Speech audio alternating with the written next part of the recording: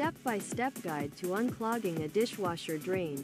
First, for safety, unplug the dishwasher or turn off the circuit breaker. Then, remove any standing water from the bottom using a cup or towel.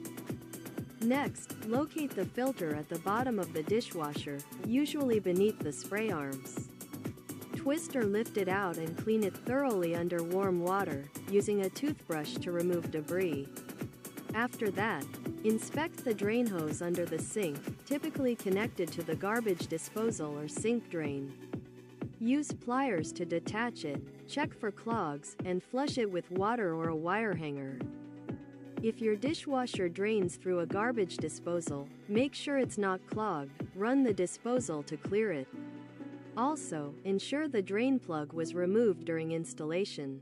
For additional cleaning, pour 1 cup of baking soda and 1 cup of vinegar into the dishwasher drain. Let it sit for 15 to 30 minutes, then flush with hot water.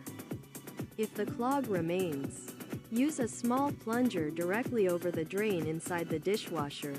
Finally, reconnect everything, restore power, and run a short test cycle to ensure proper drainage.